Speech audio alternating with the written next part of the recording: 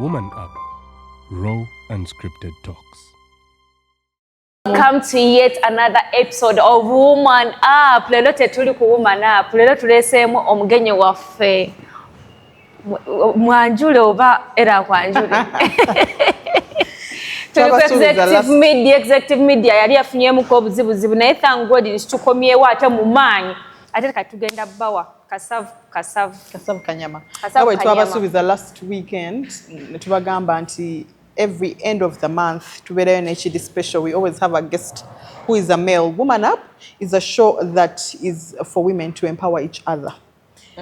Ebintu bingi ebibaawo mu bufumbo eyo, ebintu bingi ebituukawo mu girl child world, but because we have a male today, or we're going to start having a male every end of the month, ajja kutuyamba kajja kuba tubbirako ku lugambo. I think mwali mwakikolako si kyekyo mwaleetamu Sharo mwawo ne white collar. I think this is our third guest. Yes. But I think we're going to be having Brian more often because Brian tasoboka. Brian is a sex therapist. Brian is a sex therapist.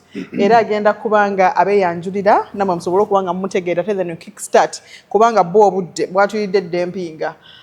Tuli mu winter in Uganda abamu kuffe tunyoganga ye mutula on this Saturday morning. Lwaki muba munyogoga abaana ab'obuwala mulina okwekuuma n'ebbugu. Munyogoga wa mutobi.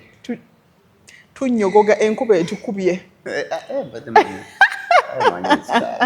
Buza kubalabi bafe aba Woman Up. Brian Semanda, Woman Up.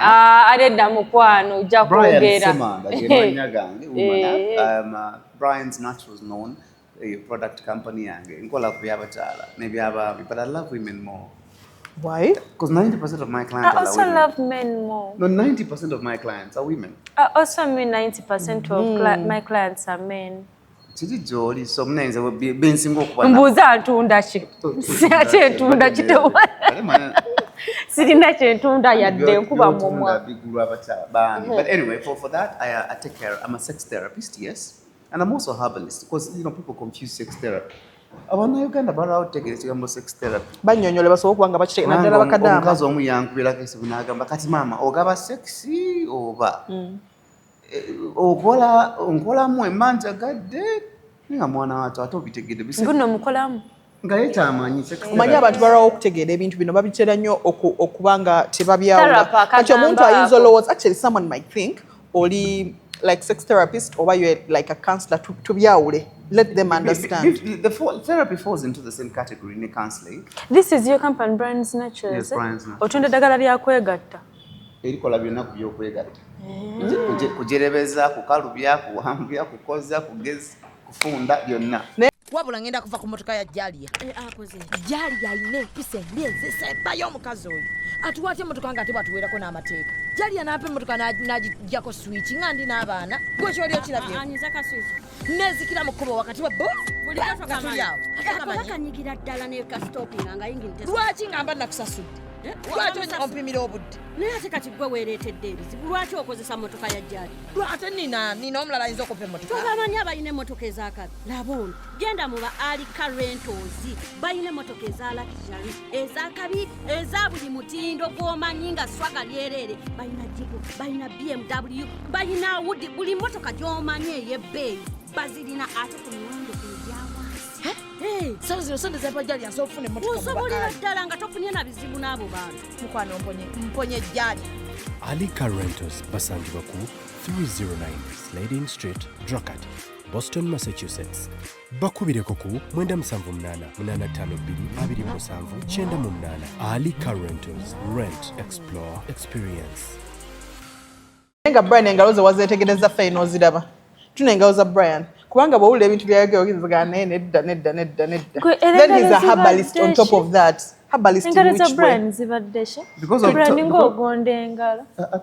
Because of me working on my nails and pedicure. Nedda herbalist nkola eddagala Uganda. I'm certified for that. Ministry of Health yateekawo even a full course for herbal doctors abana bakola eddagala ly'ekinnansi okusoma. Kati tugambe oli musawo Omuganda ali omwozeemu. Si musawo Muganda. Kyenjagala tutegeere. Omusawo Omuganda si ye musamizi. Anti mubigatta kati ate oyagala tugende mu musomo ogwo. Omusawo herbalist. Omusamize musamize. kubanga Byawukanira wa n'omusamize nga musoga nga musoga nga musamizi ebayo n'omusamize nga mutoolo kati omusawo omuganda is just another word to say traditional medicine kati twogere bwe tutu omusawo ajjanjabisa eddagala. Is it like a calling? Did you just amanyi bino ebintu ebimu kati especially nga boga nti herbals nze wabantu bagamba nti bw'okwata ku habo y'omuntu oba like n'osanga plant ku kikomera ky'omuntu n'ogikwatako waliwo abantu eddagala ly'abantu erifa naye kati omukono omubi. Yes, kati is it a calling for you? Yeah, it's a calling. Even in medical practices that eri omuntu nga surgeries zifa nga musawo medical doctor ninga talina success story. Nze mmanyi nagwe mmanyi buli gwakwatako afa. Nga talina success story. Even spiritually abasoma Bible eri abantu batalina kunogera abantu ddagala. Kati bino ebintu bya spiritual world tojja bitegeera nnyo, but that's why ife mu busawo tuyina engombe egamba we are chosen by God. It's a calling. Eri omusawo omuntu nga akuwa eddagala erigaana ate nze nenze nendikuwa nerikola ate nga lyabadde lyerimu so ogamba genda nogomuluza negugaana nze nengukunogera nengukuwa negukolera. It's a hand. Kati abaganda bayinza okugamba alina omukono ogwonya lwakuba n'abafere bangi bannaye mutufeze eddagala mukama nabo bangi, but this is what you need to understand about medicine, meaning herbal. Naye alinganga other medicine. Osobola ogenda omusawo mu big hospital sijjako nebigaana okuwona n'omulwadde n'afa. Brian, nze nyina omuwala gwe mmanyi bamuwa ebyo ebiddagala by'okwegattaye oba bamuwa mufunza kati we yamuteekayo wansi kati yagenda okeranga ekintu kigaziyewo ekitinga kinene. But there's a burning. This is reaction. People react differently. So you must understand your body first of all. I think abantu babere informed. Nze eddagala yange no liriko by the NDA standard bagamba tekako prescription, tekako ingredients ebirimu. Omuntu amanyi kya reactingako. So bobera ngo ogenda nonya eddagala bali akufunza bali akugaziya bali akunanula biri ebye manya goli gulako. Kati abana basanga omuntu ngali kusuta ina akadomola k'amazzi spika nokakolerawo. Speak of kunanula natuli mu nsonga za kwegatta. Lwaki ebyo ebintu bagamba ngambu tulina bikola nga tukyali bato mbu natuuka mu bukulu mbu zimayanga zimala nezigatta nebitagira nebitaleeguuka ate kati mundaba mutunda eddagala bimala nebikola.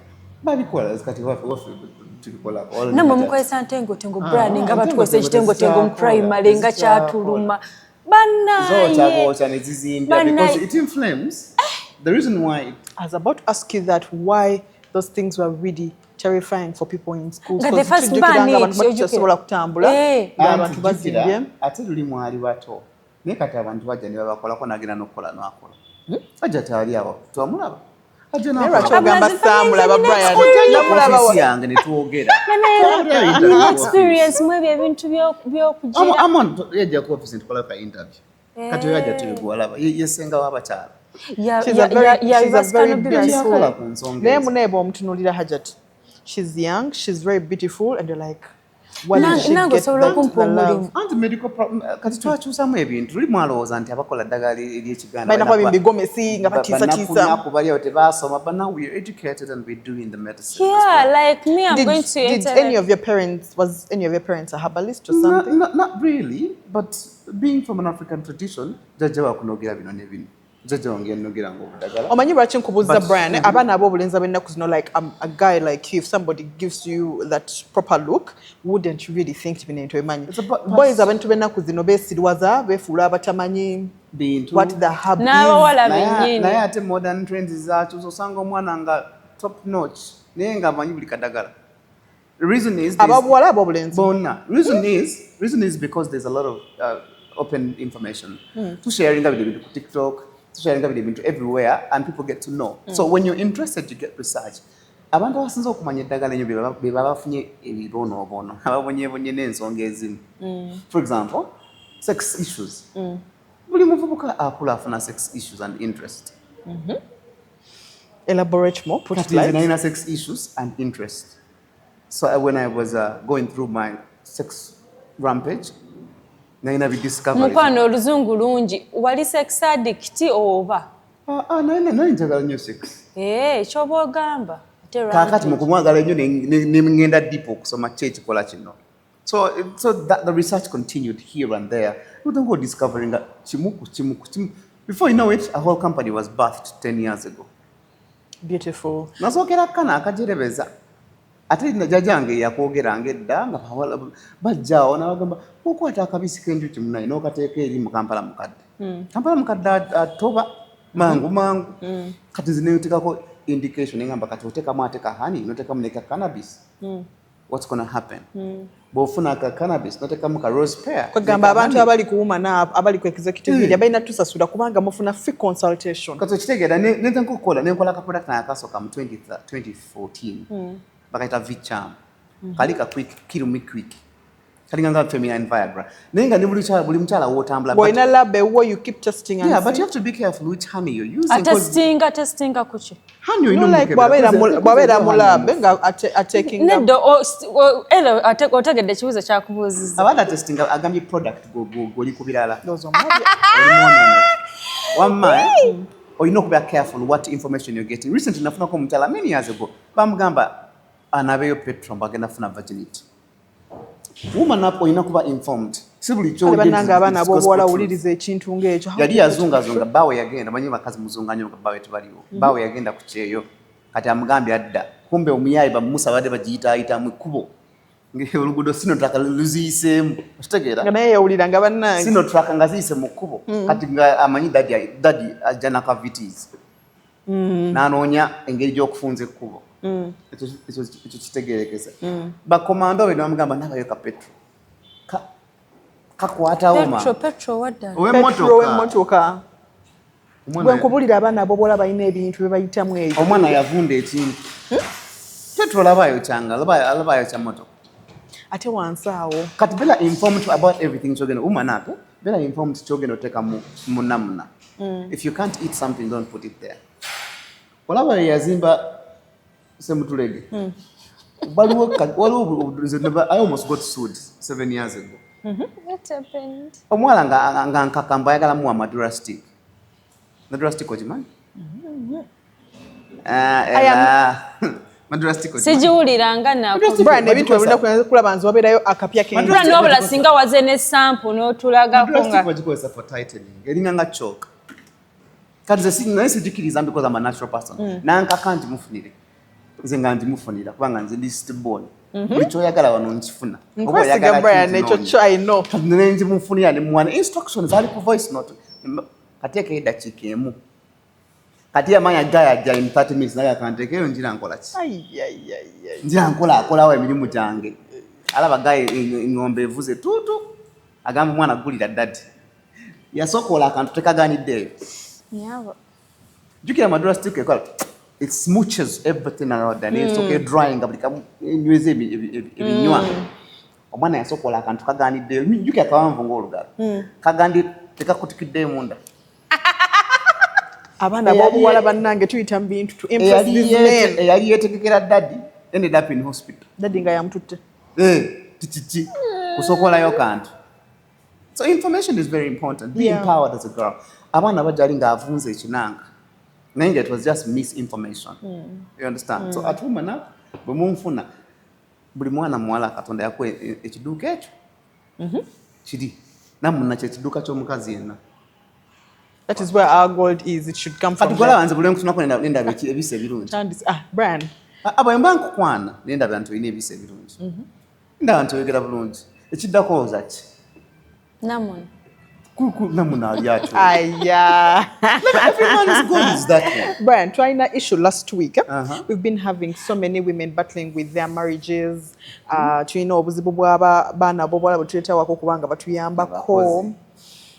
Then of course nchimanyi mubadde ne conference n'abaana ab'obulenzi bwokka mubeereyo nga mutuwogerako ebintu ebimu tukuyise ku woman up osobola okutubbirako akaama simanyi oba banaakutta busi or they will not kill you naye kyemmanyi nti we need to get some information from you because tukooye okubanga tulaba abaana ab'obuwala abagenze mu church ne bakola all this beautiful you know naye ne baba nga bavuddeyo ng'ebintu bigaanye.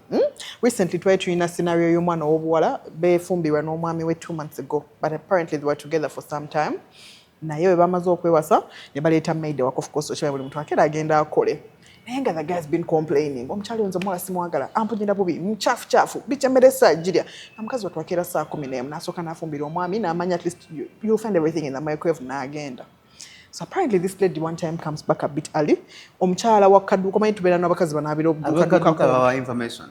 Amugamba naye nga you're beautiful. Ko ye lwaki ongambe bwotyo. Kyokka naye teweetaaga kuyita mu such scenarios like what you're going through. Ko ye what am I going through? Namugamba I'm not going to be a snitch but you go do your work but one of these days come back home a bit early from like around 9 a.m. Ate abaana abo bwala otumanyi kasita just oba oyagala kuwulira buli kintu olaba just nkugamba lugambo fey ayinza okutuga kubira amasimu mutwe ogwo mbulira kiki buli kimu omwana ow'obuwala ng'agenda ku mulimu it was ringing in the head what's going on so she comes back home n'agenda n'asanga omukulu mu matrimonial bed in fact yali alese baby nga bamulese ku swimming pool wansi those kinds of homes of course they have it all ng'omwana amulesenga ku swimming pool area wala taliiwo naye emmotoka y'omukulu weeri agenda okutuuka upstairs mu kitanda kya matrimonial baby nga gwatokose dda Manu Arsenal kiki kyetumiisinga fe what do we lack when we get married to you what is that you do not see in us that you decide to do things that way. This is a breaker for many men and many women. We have a bachelor's crib. It's men. We meet and we talk once in a while. That bachelor's crib covers all people from all sorts of life. I have a lawyer, I have a doctor, bani bonna bonna katogo. Kati nze therapist nchigwamu nga abba olugambo kwanza bakazi be basinga okujja wange ne mbabulira ko bakazi be baagala etunywe ekibozi. I'll tell you 90% of men who marry these corporate nice looking women are struggling sexually. How? In marriage there is no sex. It's supposed to be dating. Bachelor or bachelors yet Abafumbo. Bachelor me yatugamba baganda bange. Tokolanga ensobi nagwako stand yaja nankwata ku mukono. Madam wanga I'm waiting. Are you too clean? Have you showered? Entering bed katimbera mu interview. To have sex with my wife it's a job. Gwafuka mulimu. Mbanga ayetegese. Ogenda kikolerera. Naba senya simanyi abadiyo bichi byonna byonna katawuliranga bimutami ku lunaku lumu asigala nalaba omupiira gwe ne gugwa nalaba mawulire ziba ziwera sanga mwenda that kind of house you talked about go downstairs wano wali akarumu komukyala natugamba stand yangu atakumukono ngamba kye nkulambuze eggulu n'ensi munjuyo yagamba tamanyi kiki oba oli omuwala yali yeetegekedde for long tamanyi bwayingira rumu y'omuwala yali yeebasembo mbu yakwata bukwasi mu bisambi watu n'abikkula ebisambi n'akwata bugumulirimu omwana ng'atobye bagamba akawooka like nali miisi nga akaddala akannamuna muli namuna erina akawooka ayo kali kennyini nga k'omukazi wange abeera muzi soap bath simanyi stimu namuna tewunyanga namuna nagwa ku original manyi fene nga omujje mukyala kawone kajjula ennyumba togereza fene ku byagundi osobola fene nga tawunyanga fene lwali fene goli e Kampala mu kyalo yali ono bamukuba miggo okwengera bamukuba emiggo okwengera bamutereka nnyo be bakazi abali corporate ennaku zino babeeranga bakubye emiggo okwengera buli kimu kiri awo tekitegeerekeka oli omwana aliko organic gayi natugamba muganda wange nagwa mu kantu kali madamu mpuli asagana kuddamu yadde mukombako. That scenario for that man, a lot of men have two scenarios that you need to respect mu Abakyala. Men, one, they need someone who adores and respects them highly. Omusajja kasita omuteeka eri waggulu omuyina. Abasajja baagala nnyo innocence and that nature nti nzize ne kafukamira kwikayo daddy. Mukwana womba ntuddemu. Kali akaana akakozi kwolese ko ignoring nako kakazi ate abaana abo balina kusoma baleeta okujja okukola maka gaffe nga bazze kutuwamba bamugamba ogenze kukola nakunoonya musajja todda kati ye bwajja ajja atandikira waka ate waali ate bano abaana baba bategeeke kati bano ba corporate girls bakulidde mu kibuga tamanyadde kitibwa kukyalira ku nsiko namuna eri awo yonna nga n'ebintu by'omu kisenge tabimanyi buli kimu bakimukolera bamwoleza empale omukozi akola buli kimu. So the man goes like nawasa omukyala nawasa feeyi nga mwagala Nenda bakati ate omukozi yayoza n'engoye zange yazigolola. So I get an attachment to who's feeding me. Yeah, definitely. Kati awo wali obuzibu abaana musoma ne musoma nnyo n'amaka ne mugalitamu olugezigezi. Buli kikwatagana ku musajja waka kiba kikyo. Wadde olina omukozi, everything concerning your man is yours. Eri abasajja ab'omululu nga balya buli kiriwo. Njagala tukkirize Katonda yawa buli muntu ekirabo kikye. Nze wedda nnyo nga ntakola ebyo. Nalaba different numbers. Abantu batera okugamba nti tutubye bamu. No, byanjawulo. Tutyanga ekigundi kyekyo. That's what you think. Nono omuwala wanga ajja kyabikwasa myambuuza yangambako naye nkubulire. Abasajja tubanenyiza bwereere. Buli kimuli kyanjawulo. Kituufu. Kati ekibanga buli kimuli kyanjawulo n'embeera yakyo nayo yanjawulo. Yeah. Tubanenyiza bwereere nemugamba otegeeza ki kuzera nimwe nkyategeeza nagamba waliwo gwe yali ava okukolako nga corporate girl yavadde nga musama nanga mama ntunde akantu nekanyiwa nekantama n'okuntama Teyakasiima. mpulidde nga kabi era nemugambako tukakyuse mukalinganga omumwa gw'eŋŋamiya nentegeera nti something tunenya abakyala so kati eyo scenario yo n'omwana teyawukanako n'oyo eyo nenaaka gwe nayogerako recent yali afumba kacaayi dadi alina abaana buli nnaku ayagala nnyo caayi kati bafunye omukozi omupya naaka kolo mami yamugamba fumba caayi n'afumba caayi dadi oli otula ku tebo n'anywa caayi n'abuuza ani yafumbye caayi you see that question ani yafumbye caayi kubanga owaka yamumanyiira amumanyi. The kids were like, naaka. Ne mami yali awo n'amugamba okuva n'olwaliro naaka yabafumba caayi. Get that statement? Yes. Ogwo mukono. Olaba omwana afumba caayi n'awooma ebirala bita. Tujja ku story ya naaka. The same story. Kati mukazi nga obulira nti what the hell? Kulumamu. Naaka n'afumba caayi 2-3 days. In the middle of the third day, fourth day, that mami n'afumba caayi. Nagamba naaka akola ebirala naaka n'amugamba fumba emmere baleeta emmere ng'era ndala nanywa caayi n'agamba Naaka si yafumbye caayi. caayi ate ng'akyuseemu mino mami yabuuza naaka biki bye bataddemu era n'abiteekamu nga naaka byamugambye naye ate nga byanjawulo naaka kola yafumba mmere fumba kinyeebwa nga kirimu obutula biki obwebutyo Allahu Akbar dadi yagamba eno emmere bulijjo eriwa Mami n'ategeera nti amaka gagenda. Abaana abakulu balinga like P7. Naaka aunties, the new aunties want to cook today. We all like it. Just silence it. We all like it. Mami yatanga kukwatibwa obujja. N'abuuza naaka ngeri gy'ofumbamu ngeri ky'oteeka mu caayi bikole nga wendi leero. Kakati bw'oteeka caayi n'oteekamu omudalasiini ng'atokota. N'oteekamu ekisubi ng'atokota. Oba tawunya kyekimu. Nga gw'otaddemu ng'amaze okujja n'omuteekamu plasika n'obiteekamu. The taste is different. So the hands guno omukono gwange kati woman up tegeera omukono gwo. Ate byo ne bakola ebikyamu kati olina okumanya ki ky'osobola okukola. Katonda yakola ekigambo ekyo nga feeling gye kireeta goes into your own energy. Ebisinga oteeza energy y'abakyala energy ekigambo kya Luzungu kigazi. Energy is you can solve memory ng'omanya ofuma naye nga tewoomera bantu. Your energy is wrong. Naye n'omwana yajja nga ye kasita afumba emmere. Era bw'ogenda ku dining nga yagenda okujja ng'egaze. omukono gwe gutyo. Nga gayi agifumbye gayi yali awo n'agijjula omuntu agenda okujja ng'emmere nga yawe. Nina ne gwe mmanyi ateekamu omunnyo ne bw'ateekamu katondu kamu bwe kati emmere egenda gijjula ng'ekaayi. Kati okitegedde. So woman up olina okumanya okwetereeza kati kansoke lwaki otategedde. Obufumbo nakoze ka TikTok video ne ngamba obufumbo is spiritual warfare. Spiritual warfare manyi kitegeeza? Kintu kya mwoyo nnyo.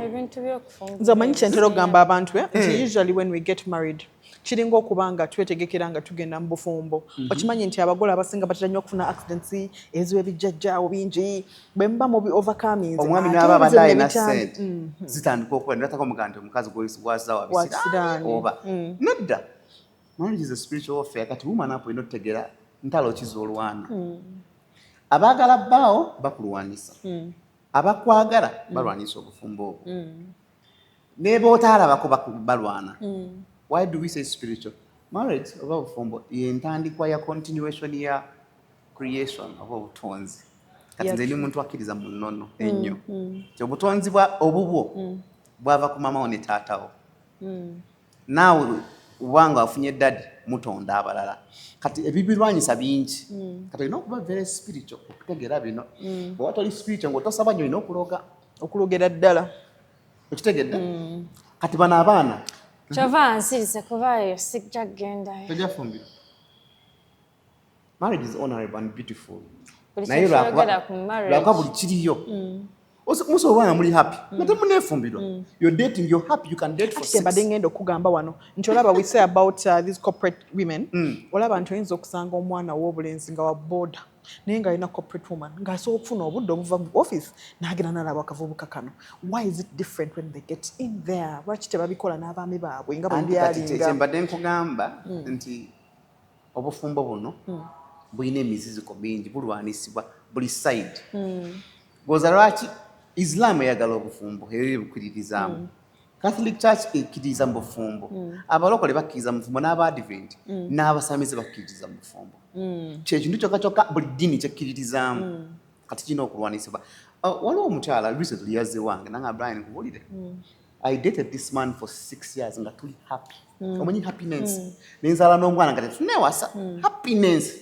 The day we said I do. Allahu Akbar. The devil rose with his old. Lwakisira nekitandikira oba naawe. Kakati lwansonga bino temubitegeera kuwuma napo ino okumanya bitu birina okwetereerezaamu. Andi abantu bakola ebintu batalina kukola. N'ogenda ku bridal shower ne bakugifting empale. Ne bakugiftinga lingerie nick. Ebintu babigiftinga. Era kyogereko kubanga it's still nga bino betulabye ebizibu ebisinza okubanga abaana abobuwala bafiira mu ntalo ez'okubanga bazaala. Nti ne bagamba nti mukoze baby shower. I don't know. Birabo era byebisinga okubanga it's a secret thing. Omuntu akuleetera otya agulira otya embwe enkumbi. How? Like a real law oba eri enkumbi eri eyekola emijemu. Mu bridal showers. Nze mukwano nkola bridal showers. Nembawo nga abantu basharinga ebirabo. Baleeta butawala kano. Abaana nga baleeta abantu bannaabwe baleetera ddala bintu. Ate ennaku zino baateekawo obukodyo nti mu byano buli mwabi bikula n'okulya kyekikola. Kano kakumbi after you're doing clean your man. Omanyi kyakuteereddemu. True. Obalooza akwagaliza nnyo bamusanyufu kubanga olaba akasolo ka bbaawe bwe kafuuka akalema nga mwakewasa. Nga mwakewasa. Ne bannange ffe. Manenyiza okukaaba ng'akantu ka bbaawe kafuuse akalema. Nina omusajja ebwera ababulungi. Yajagaba nina ekizibu. Nze ku ofiisi nsiiba tujja. Olwo oyingira ewaka bwe nti pata ennyumba. Omutaka mukakabukasi. Bigana Brian maze emyezi enanga nwana. These are spiritual things. My God. Kati woman apo ino okumanya biti byo ino okwetangira. Nobeera ngo posting lwamu muteeka mu mikwano gyo. Talabye akantu omwana obuwala ke yagambye. Mikwano gyange bwe bambuuza omwami nabagamba twayawukana tetweyagala mubi nnyo. Naye singa olaba engeri gye nkukuta n'omwami wange nkukuta naye. Mama kati obufumbo bwakukuta. Omwana ow'obuwala olina okukukuta. Feba side chick tukukuta namwe abafumbo mukukute. This is the reason. Nti wati nagaye babulwanyisa. Social media yagane yonona buli kimwe ennaku zino.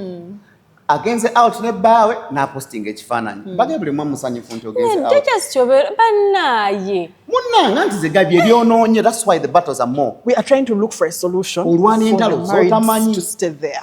Aha, kakati okwayagala ozowache obufumbo bwedda bwabeeranga tebwalinga mu bantu. Omanyi lwaki Abaganda bamuyitanga omuko? Omuko abula tabeerabeerawo buli kaseera. Omuko naye abakuba ennaku zino nga balina akapa nti bali bwe n'omanya nti eno nawasizza muwala oyo ono feyi maka gamwe nemba nga nzungawo buli kaseera. Nza dropping abaana nkomyawo abaana nembateeka ku wajjajjaabe nembuuza ne ku mami etutamu netunya ne chai ne ku mama nazaala wange. Our latest mother-in-law that said for her she's in God era abadde ahagino omumanyi abadde ku internet ennaku ezo yamaze n'agaya tukoye. Mama baby Gloria. And this is the reason. This is otandika omuko wasukira otandika omujja emize. Ne bw'oba obadde obeera na muntu bw'aba bw'otandika okulaba nga asekereza ogamba bangi babalidde.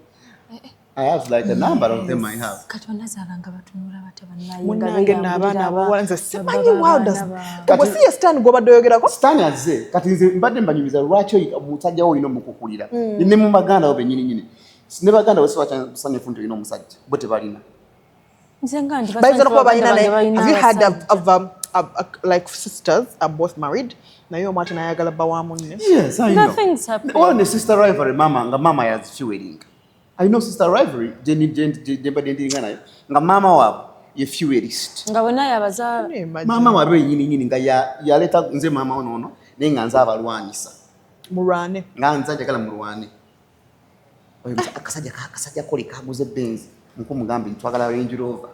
Competition netandika. Omusajja naga Brian mfa omusajja nkaza ntadde ku pressure nemwe ngatichi. Munange sister we bawa kola mu government. Sente simanyi ze nze njitiba mu kikubo wano. Buli mwe omusanjiwe mama nyabo yayiyo emotoka namuga sebo oboze ulaze twagala Benz. Ninga mama is behind it. Nze mama mulisa amazi. Ukitegedde gamulisa nnyo. Recently mama omunye natandika okulya. Sikulimu. Mama yatandika okulya bawa mwana. Mama kyeyakola omwala we azadde first baby oyo ate nga n'omwala first born wa mami ali mu 46 alabika bitya. Okitegeera ate jjukira abakyala abakaddawo bawomumuuko topic ya lulala. The older you get, the older a woman gets, the sweeter she becomes. Ati munenga omuwala yazadde mami azewaka maka manene mami azewaka kulabirira mwana nozukulu kumunyiga kyogero kati omuwala angamba lumu I felt weird. You know, manika sixth sense. I was coming, I saw my husband coming upstairs. Ne mami wange nkajja ave mabega. But the vibe, the environment seemed funny. Sirika. Wait another like 2 weeks. Ngawo omuntu wanakonako out of sleep zukuka. Mami tali ku kitanda kye.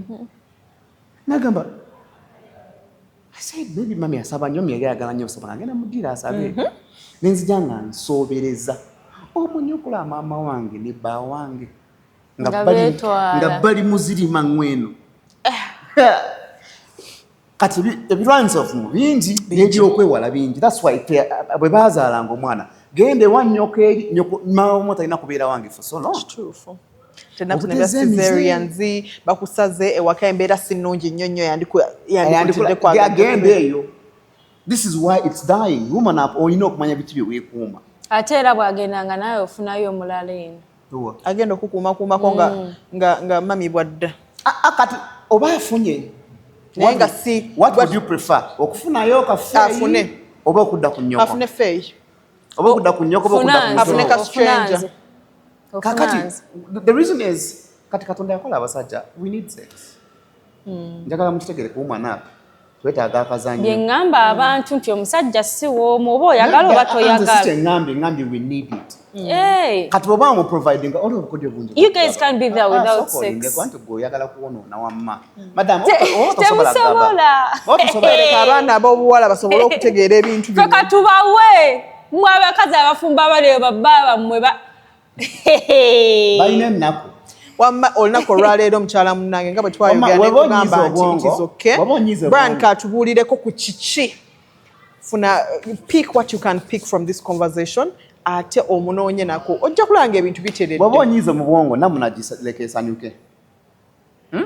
Bw'oteekanga olusirika ewaka wadde tuli musika sooka mulye uddemu osirika. Naye ate bagamba kakati olaba Brian for men nti mwe your heads think differently because you have two. Naye for us emotions and everything closes out. They have to. Tulina emitwe ebiri. Bw'oba ofumbiddwa the emotions mu bintu bya maturity. Maturity amanyi kizibu ky'abakazi. Women are very selfish beings. Kati kankyogere bulungi okitegeere njagala okyogere bulungi okitegeere. When you drive emotions and forego your responsibility because of your emotions otandise okwonoona obufumbo. Tebereza amusenga omusajja neti yatuuzibwa olw'okuba munyiize n'atagula mmere waka n'agenda because munyiize.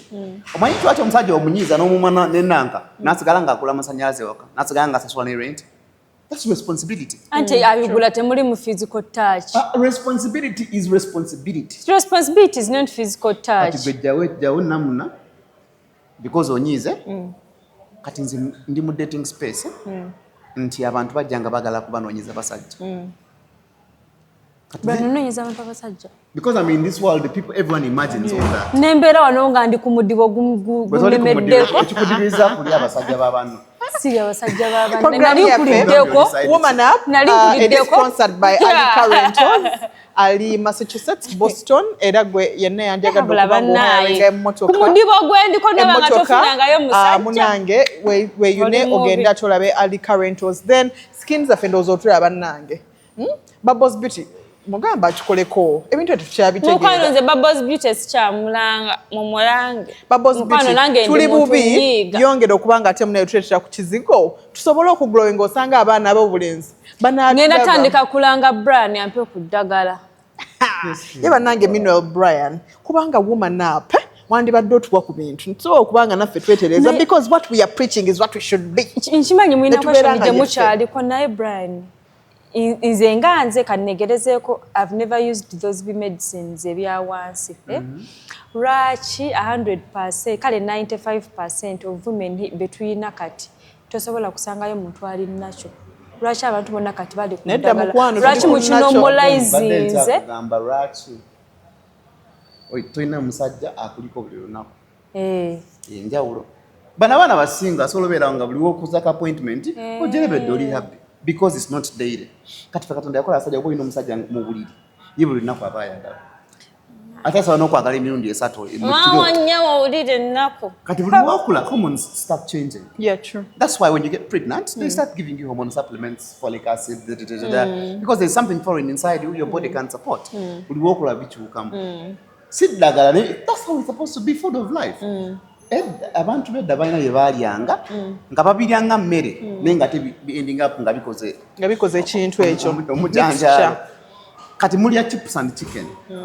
Nsooka onkubire picture chips and chicken bigasiza wanna muno. Tewali just kuwomerwa. Ne munywa whisky. No drying. Tobanze nsiiba ku bijanjaalo. Mugenda ne munywa buli kimu kye mulyanga tekirina na advantage ku. Bw'ogenda Western Uganda. Waki bagamba nti Western Uganda baba bajerebedde. Kubanga tunywa mushululu tunywa akashera ne banywa ekitiribita ne banywa ekivuguto byonna eshabwe biri focused ku ekyo. But it's hidden mwete mumanya nosanga omukiga ne bagamba omukiga alina amaanyi omusajja omukiga anywa akashera ne banywa ku ntulire. All this is powerful food. Akaloko kakoka it's powerful. Energy giver. Abana ekamba bali ku chips bali ku matooke gokka. Matooke nalya n'ennyama nyingi nnyo ne tanka okugira. Omwana ali ku lumonde na bumonde. That's the food system we have that supported the woman as food. Even the man as food. Ni abana b'ennaku zino. Kati gwe ono talina musajja. Otwatwala ku KFC mbasimanyi nti onjagala. Exactly. Ono agamba tabyetaga because there is no need. Bagenda mugwako nga amazo akezike kamu ayakirira system ebira automatic. Bwe bamugamba nenja tuddemu agamba nindamu because she's not married. Yeah, true. So married people you go through a lot, so you have to be prepared. Kati nawe follow me. Olanga bo season mwa lip balm. Kati kalaba kata nanka ni balm. So yisako bisi nogena nokola. Bakaita nanka ni balm. Busi balm. Bannange. Olanga bo ino mumwa ogusize kati lip balm. Eri wasize yote. Wajira bidotya obo ino okwekola basically Brian abaana abobuwala tulina okuba nga twekolako service at all time. Omukyala gwe bandeetera baawe yamuleeta nno kyennaku ate nga doctor nga doctor nga naye asobola okumala emyezi esatu takombeza ku bbaawe. I don't feel it. I can't be there thinking about sex. Nga sibirowooza nako ne mugamba naye ng'otolina omusajja ngamba kati what do I do? Boteka KY jelly muchinanga. Teoma byebimu plastic. Because whatever you can't eat changes the whole order. We kwata ku KY jelly okanuneko. Sasa kuya KY jelly. Kanuneko ulire. Guli omutwe gafe gutayogeddeko gwokubi. Gulinga lulimi it's like a test bud. It has test buds. That's why omusajja agenda nagamba wano wawooma wano tewawoomi. Lwaki osonga munze watawoomye? Lwaki ogezesa munze watawoomye? Nedda lwaki oli omusukulumya? Wano wawoomye wano tewawoomye. So nembeera mwe because men also have these feelings. Nembeera nga bisajja byenda nimunenga teweefaako. Edda ennyo nga nkyakola waxing kati aja kyabikola. Omwana omu yajja okukola waxing. Kino ntera nnyo kyogerako. Siraba ngoko buntu gubi nga guli. Ekintu kyalinga ekikere.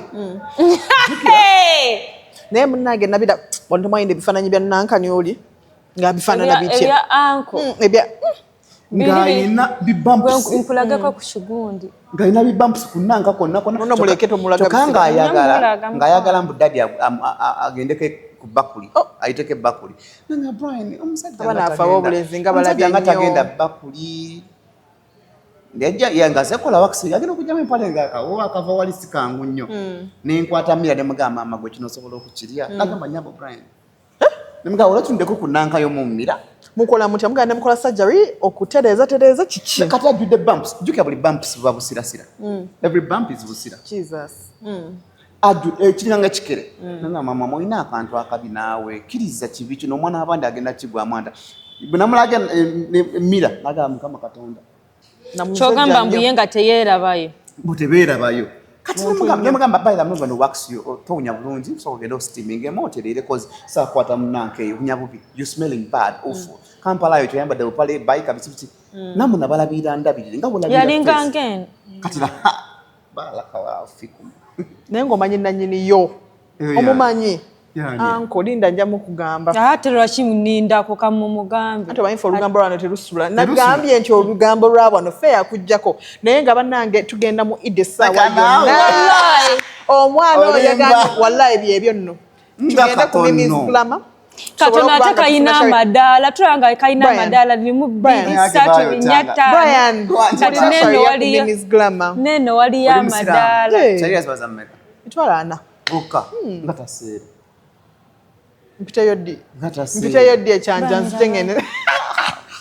Akwane bwenga tunako appetite. Ndoza nawo bintu obireka kati bannanga abaana obwogeze. Cheshi. Nedda. Guli ogusambi gunenemu. Ogulabako. Nedda bogulaba nga atambula. Bani va mu lugambo wamasoko yigiriza abaana b'obuwala because oyo fake kati ali mu kudiverting tayagala bintu bya fake. Kataga madala gonna omwana abwakulaga ejjuga abana olina kulukyali lwa kambe musawo yamubula wande mukoze wamma wano balamulabire ekinanka. The idea for us men we are visual. Kati nentunula kwetu appetite evaawa abaana balina obuntu mwana wattu mwinayo ekintu kyemuyina nga kibutoninga nga tugenda mu gym tukole emibiri nti yadde ennyonse z'emmere tulina okibami apo omusaji ngongo veri wansi yoke ekola mu netula nefuna ku kutama bana tugezaako tubadde mayi tukendeeza ne kibanga si kinene nnyo nga tekiri tama lino omugaso gwalyo gulikolanga sepulingi ogwa kulino naye bakabanga tekulya do kati tekulya de kali abo kanyivu nedda kuno kuliko madaala bamocha izo nkovu nawe wama baby girl mena visual bwe nkutunulako nga tebiriko futali na tebi omaine mmere it's about presentation. Sure. Have you ever looked food that presentation? Yes. Mmere yandi wombi akawoka wadde ne mwana atekatika gambe nga tegerekeka ebinyeba nabiwa mu soup ne bijjaja just some women don't even care. Let me tell you your number nze buli musajja akwagala kwecho kyekikulu kiwo obudde ate nze mu myaka 12 gye maze mbine ebintu ntegedde buli kyo obudde kituuka bobo ino tubere tuwe budde funa ebintu ebigeza mabere gye biringa likadi eri likulu kusere na yonna iwe budde funa cabbage juice yoteka mu fenugreek. What is fenugreek? Fenugreek buli abukawanye babumanyi fenugreek omigata mu cabbage juice yoteka maybe ne soybean oil no massaging ebbere for a maximum of 3 or 30 days. Ebibadde lirenkanya nga likulukuta litandika okuterera akabadde katono tono kale tekakusanyusa bera nga tanso okuyimirira katwashi toyibakolera n'ebaguze ebiwedde abituwojina kati nze mbadde mbasomese ekiri easy abadde batuwa ku kaso gambye abantu abadde tuli banafunyo tetujja bisobola tugula buguzi oil omusajja yangamba mu bachelor script yagamba Brian njagala onyambe bwoba gwenze ewaka wesanga okoze ka round kamu Ni mwana nina akaana. Simanyi manyi gye gava osanga around myaka kukola ebintu. 90% of women don't know kazannyo. Bateekawo obuteesi. Bakwata script. Musajja n'atugamba omwana batuuka ne babikoowa nabo mubanenye kitono bannaayo mubalinnyira buli kanaku babeeranga ente buli lunaku omuntu n'omubeerako sikaati. Anti kyekyo lwaki batulina kkeera ku makya kweteeka muleni yegamba nti ayiddu because ofumbiddwa mutabani Era wa nze Farao bannaaye nze ng'ate olina okutegeera. Anti kola bw'oti funayo olunaku lumu mu week oba nnaku bbiri mu week nga zo top max. That's okay.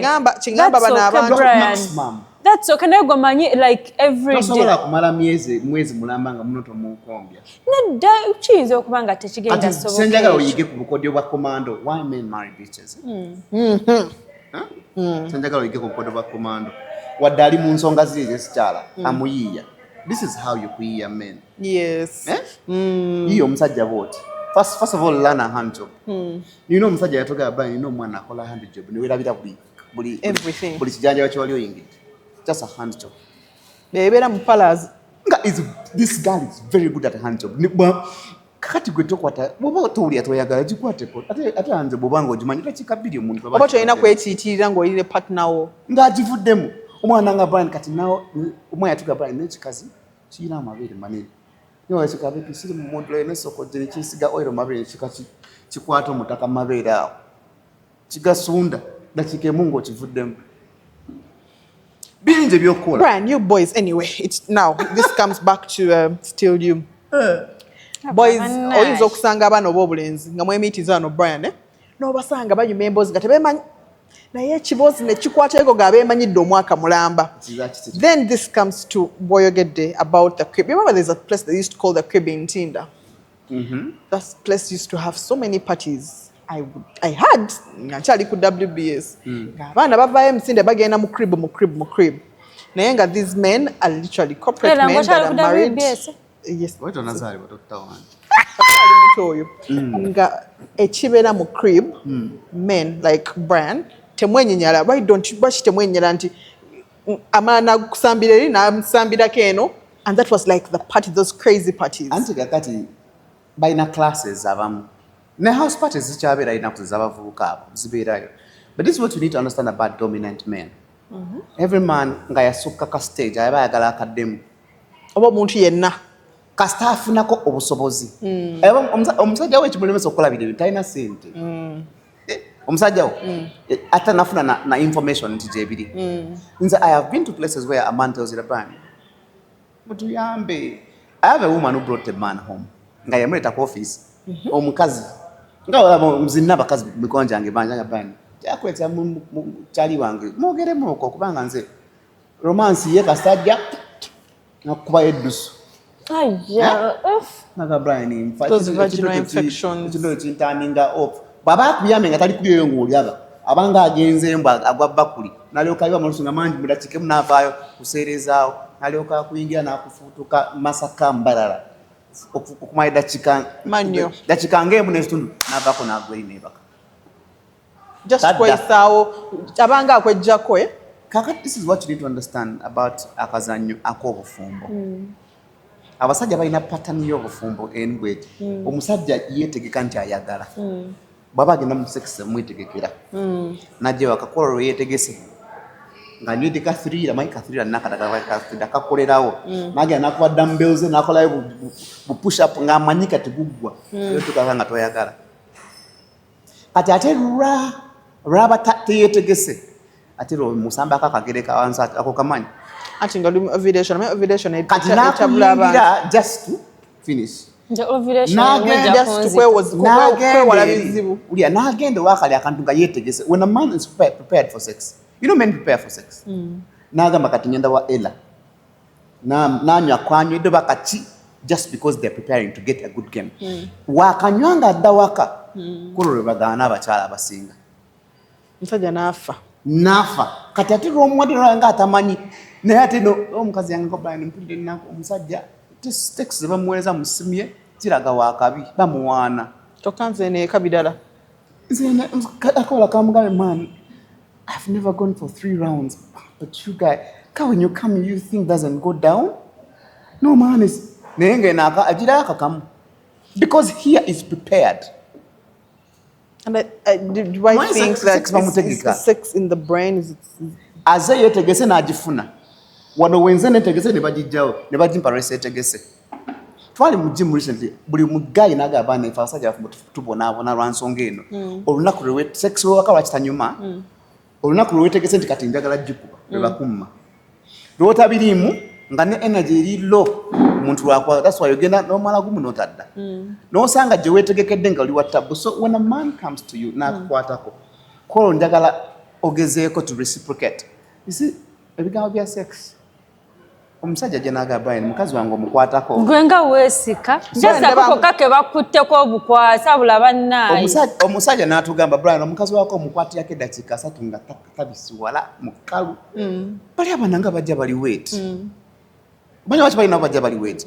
Bazze beetegese nabo. Abana bakola ebigambo ekamu. Nze mbeera mu office bwana agamba Brian nayo ka 1 o'clock gundi so kompezeyo ka follow me awo. You mean well, follow me? Kakola oba like is it somebody to follow you? Just nataka olinya lyange kubanga era nze nasoze ntenenga ne kakati bana abana bobola omuntu bwanagaana okuddeka n'agendera ddaba aka follow me ka omese nanga manyi tukateka mu cannabis is like a medical marijuana kat this pee our urethra sips out of you like a kabanga ka straw saje wateka munamuna natekayo omuzinda abera mulinga anunanga kaseke kati kano ka follow me kali mu bili ebirungo the whole process of kukankana anunamu kati ne baba amaza atandika omulira feeling nga mwagenze na asigala kawulira mulinga kamusokola mpola kati anagamba era kye kirungo kino ngaddewa era omusajja mukoleke fujjo madam woman up omusajja mukoleke fujjo mu byekisenge tulekoye okudde waffe kati ebintu bulina obitereza muve ku bano abagambo simanyanga kakati nze everyday mukwano it is going to be on a daily because of fumbiddwa omuntu gw'otazaalibwa naye atali muganda wo ekikomyawo omusajja ewaka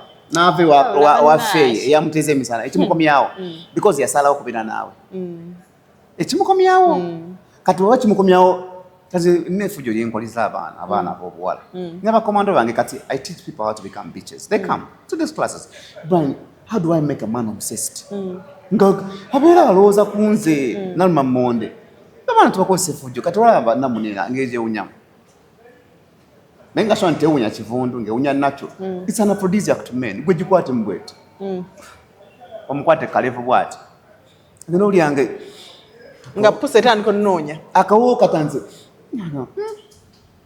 mwana mukakwata mu budidi wesige mbulago mweka haga olwo mwahaga akawona kawuleka fena ayengedde mujje fena mu bintu byammwe ebyekisiru omusajja omuntu mukoleko efujjo kituufu enyinda ebadde ki kumbe wakutte mu kijanja kiwunya supu letaano na scam nego nobeera nga otumbidde nga trailer there's a guy who said Brian oyingireyo kanga twayiga bu bath and babe omukazi azimbibwa ati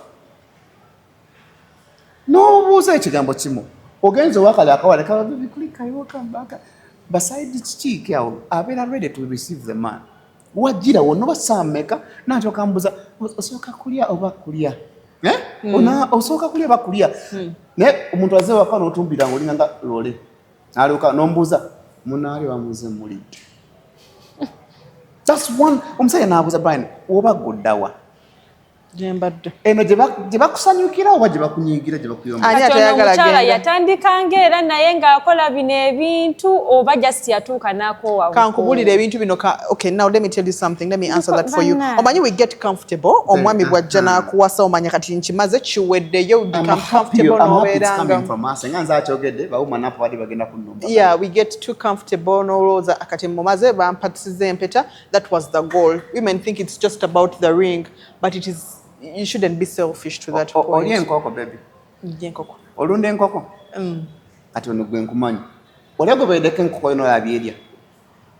Oyinza obutagirya. Nze njirya mukwano enkoko ne bagisanga ng'erya bbi nga ndi wakugirya. Kati omusajja bw'ali omusajja mulabe nga kifi kya nkoko. Naye munnange no surprisingly Brian badde bangamba nti olaba lwaki abufumbo obumu tulina okubanga omu musirusiru omulala nga ye sharp kubanga mwena munabalira sharp mwena nembeera nga mugenda nga mwena mwagala kubeera nga mwena mutegeera obufumbo tebukola. Kakati ate ne bw'oba ofunye omusajja nga komanda wa kibuga, madamu gw'oba okakkanamuko.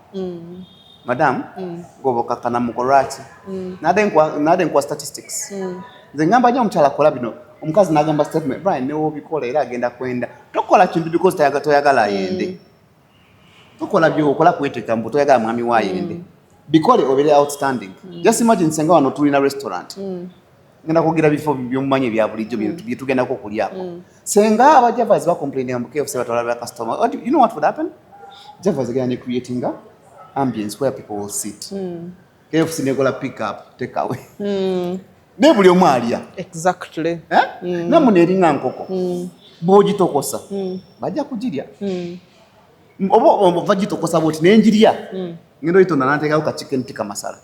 Lwaki ogereza muze bu chicken masala? Chicken tikka nti yebata ina mazimanje, baby supu. Banzunga eri ne bampaka crispy dry chicken. So what did you understand? Omukazi ayagala tuumana. Buli wensomesa abakyala. Ogenda kulanga they end up taking it back by no bikola agenda kwenda. Bw'oba toli ready kusigala mu bufumbo tosigalayo. Bw'oba sagaddewo sigala ng'okola by'olina Stop getting too comfortable. Olina okwekolako service omwana ow'obuwala ali eyo buli lunaku kubeera ng'onoonya yakapya. Mwettanire Brian ate yali available. For the last 2 months my inbox for abakazi abanoonya abasajja has increased. Has increased.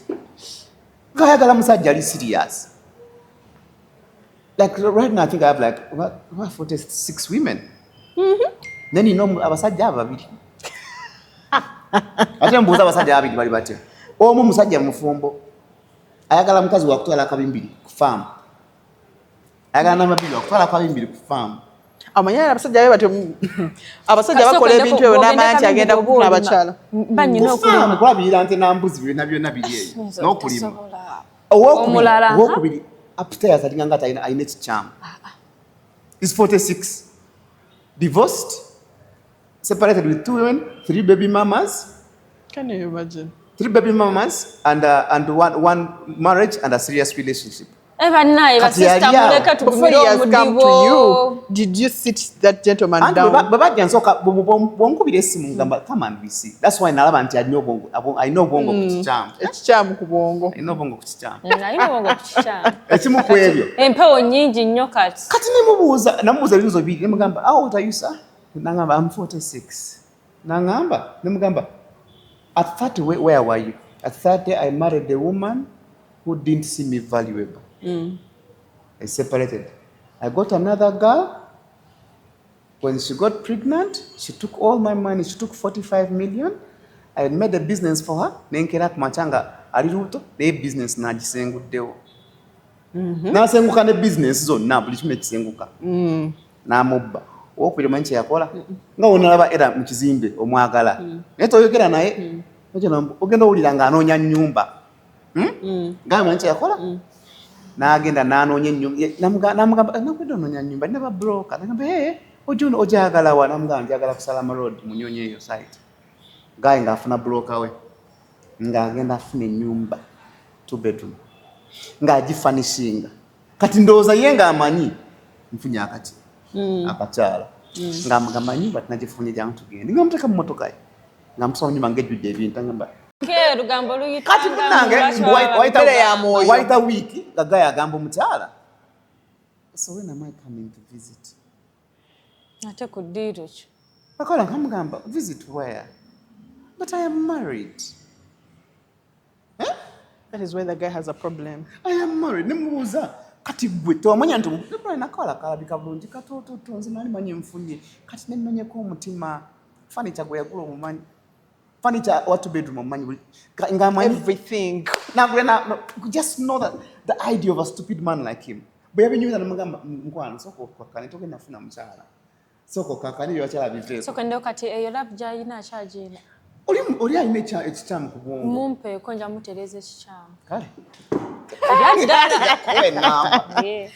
ndagala just mutereza naye nga sente azina nini bwomulaba alinga nga mawube. It's okay. But what am I trying to say? Bosanga omusajja wo ng'ate. Okola naffe bamawube omuwulidde omwogo oyo. Gwanji nnyabo. Nami bamawula ntera okukola. Wamakati omukyala wuma n'apaali eyo olina omusajja wo ng'owulira ali respectable ate ng'okyamwagala. Bambi njagala weesonyiwe tebayita wa side chick. Kola bikwatagana ku mwami wo. Now your time to enjoy your man. Instead of enjoying your man, olwanisa Balya. Ojja otuusa onyiikadde oyomba. Gwe feiva ku bba wange omanyi gye tuvudde. Ate ekigambo ekyo Ashemi I was tell women nti n'owookerera ku makya okukwata essimu yo n'ogaaka nkubire feeyi. Oba omaze okukitta. You've lost the respect, you've lost everything. This is where I tell many women. Bw'obanga toli ready kuseparatinga na musajjawo okumunoonyerezaako bireke. The only reason why onoonyereza nti you're ready to move on. But this is the problem we have with many women. Olina omusajja ali waka adda buli lunaku ate akyakola obuvunaanyizibwa bwe nga bw'alina obukola ate ne buli lunaku adda mu kifo ky'okwenjoyinga customer wo. You know, marriage is like a business. Abantu abasinga balwana ne customer instead of attending to the customer. Because otaddewo business eri awo bakasoma bajja mu kifo ky'okusanyukira customer, reception oyitereezezza eri awo, ambience nungi otandise kulwana na customer wo. Nze nyina gwe nali manyi nga bba wava ku mulimu zonna nga ssente bwazikoze nga bwazimuwa. Anti kati that is what... Naye ng'anonooza essimu yo no Anti kati that's what you need to understand. When you get a very good man, most women don't like being treated nice. Nze buli mumaka genda byagasasise aba abasajja babona abana mu maka, they're very good men. Naye gino emisoso kusangula gikomanda emyayi. Maama gikuuma abasajja. Because women, I think, we need to ekitabaagaza abasajja balungi nga mwagala kulwanagana. Anti omanyi abakazi, we are always curious. You're always looking for trouble. Trouble. Bw'oba noonya trouble naye nga bw'okola by'olina okukola. Naye gw'onoonya trouble. Marriage is the place where you, as a business owner, you're fighting with your customer. True. Omusajja yakajja sodda mayana gye yasuze gy'avudde ali leeti. Ekisooka. Batandika okuga nti mbadde njagala. Edero tewamulabe gundi. Statement nejogedde baakummye eri ye nga yo nice bakummye eri. Babitugamba. Na kikumalako bumazi. Abasajja jaga Brian, maze wiki namba nga sina knekolerako. Mukazi mukutteko kubanga I'm trying to be lovey-dovey, I'm nice. I want to bring back the love. N'agamba eri baakukyaya. So you're bringing the Baba negativity. Sometimes now, abasajja bamu bakoowa n'agamba Brian, I'm tired of fighting with my wife. Let me just love on her. Oluboleeta love yo n'agamba. Wali olowooza tookomewo. Kimanyi oyagala sexy kati. Naye sooka weetereze. Kati awo ogoba omusajja. Nekigwa. Kati gwe teekawo buteesi binanga, abikube, agende. Women cry. As you cry, you're releasing energy. Men cry from here. Are you serious? Wano wewali ezziga lyaffe. Kati gwe jjawo wenkaabira. When naafuna wenkaabira awalungi, it's easy for me to get carried away. Jukira buli musajja bw'akumaliramu bw'ati, but he leaves a bit of his DNA with you. So the more he lives more inside you, the more he gets attached to you. Bw'obanga oli mufumbo ng'osobola n'okuwala emirundi gy'owaako bbaawo mu mwezi, manya attachment egenda beera detachment. Kati gy'awa gyebamuwa regularly, that's where the heart will go. Because eryo ezziga buli we livaayo attachment. Olanga bwe nakukwatako n'ombulira ebizibu n'okaaba, otandika okunjagala. Because I understood your emotion. Kati nange emotion eri wano. Omuwala yena agitegeera aba nnina. This other thing, one more thing. Like I said, women get too comfortable. And of course they get worried to tell their husbands because they're going to call them bitches. Mumanyi mutu wogerako mwayiga okugenda ku busaawo eyo ku tafu. Temwagala kuvayo ne mugenda mipiira. Abasajja wala kyenaga affe abasajja si bakwano baffe ng'okola. Abasajja tebatwagala. Abasajja muli babi nnyo. Abasajja tulina oluganda. A woman would want to come and try something probably she saw in a movie or something. Naye agakati omusajja wange agenda gamba bino nabijjeewa. Don't you want women to, why don't you communicate with your women and let them do those things you see out there? Because they are not friends. Men are not teachers.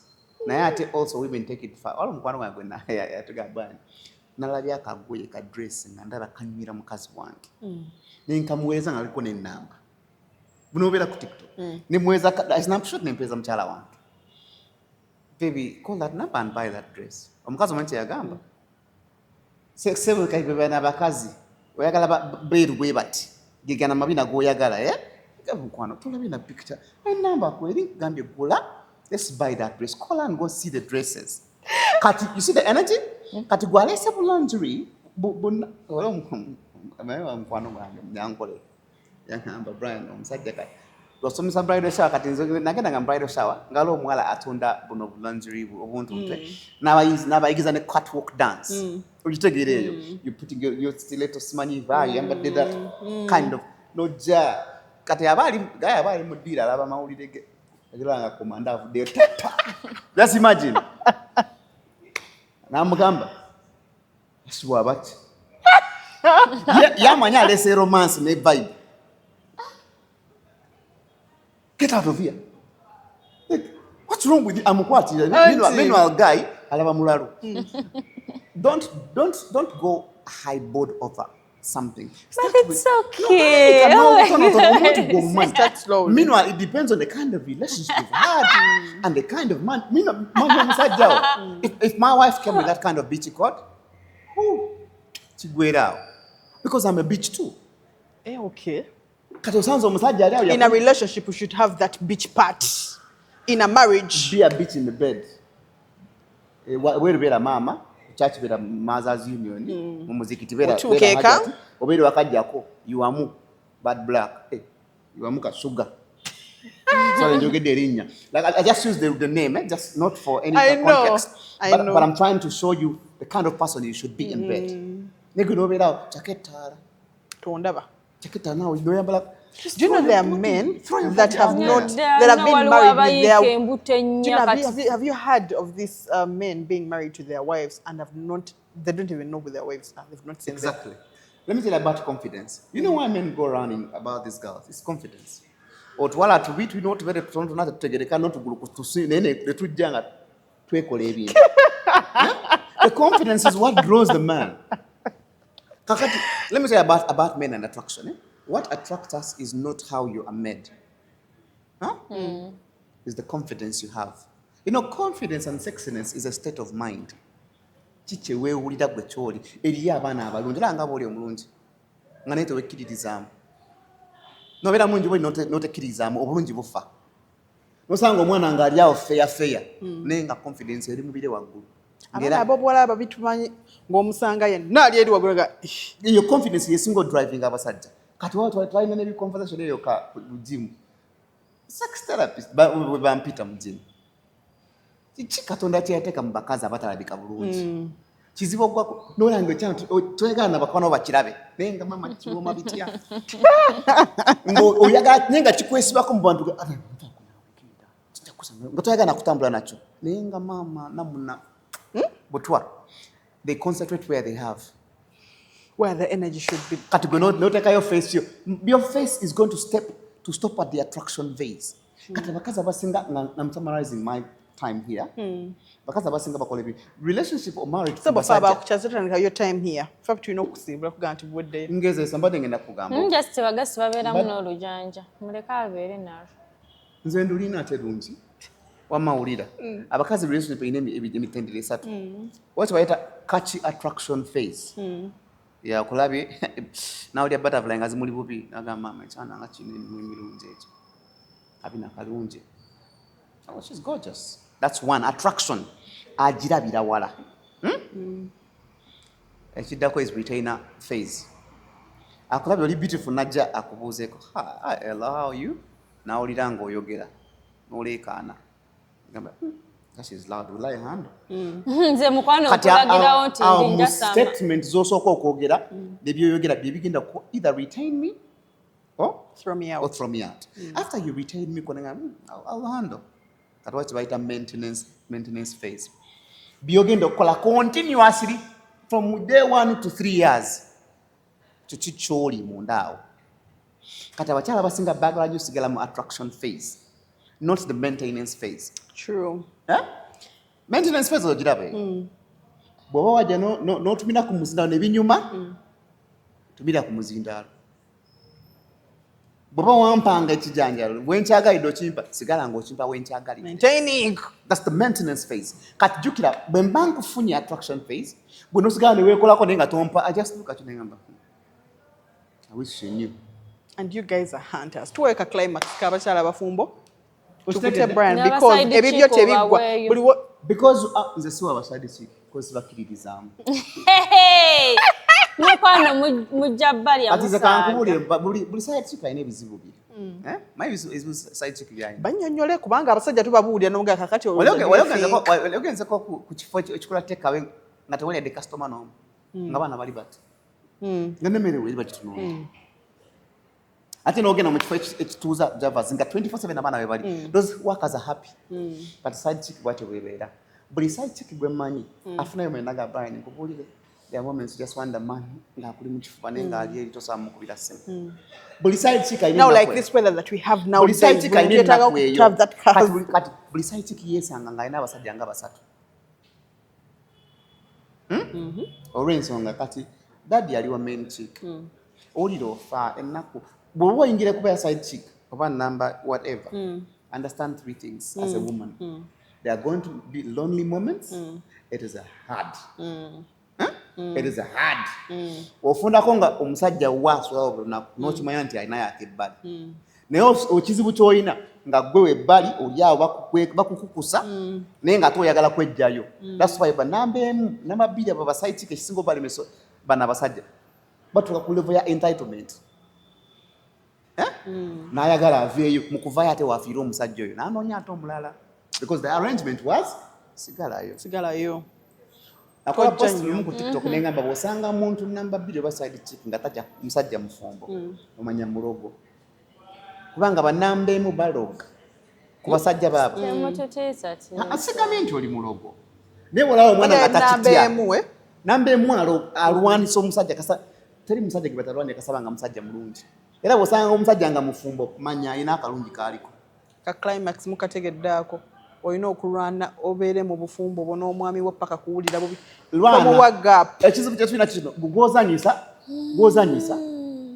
eri abamwagala 8 nga omwana agamba nze nenkwata ku kibrian kogo kaweweko I'm a handsome man and I'm a very good man baby if you see me understand those things my wife list ebeerawo nga bonna beesunga nze ate n'omusajja omulala bwakyo bwali baawo alina abamwagala nga 8 nga they are more beautiful than you and they have money ennaku zino abakazi balina sente tuzirina sente zaffe batuwa kasente kati gwe namuno ogijjeewo kati okendeko Brian okubira omukazi nomugaa baby alimbadde ndi sitaaka nsabayo akakadde bitukwatamu lemete ate abasajja abasinga bw'otegeera nti omusajja ono kati atandise okwewa kusaba ku sente most men in marriages asobola okuba nga mwavu n'atagamba na mukyala we nasigala nga akimize n'afaafagana nakyo nasanga mukwano gwe era nga mwana kiganye mwana tolayo akakadde ojja kukwasaganya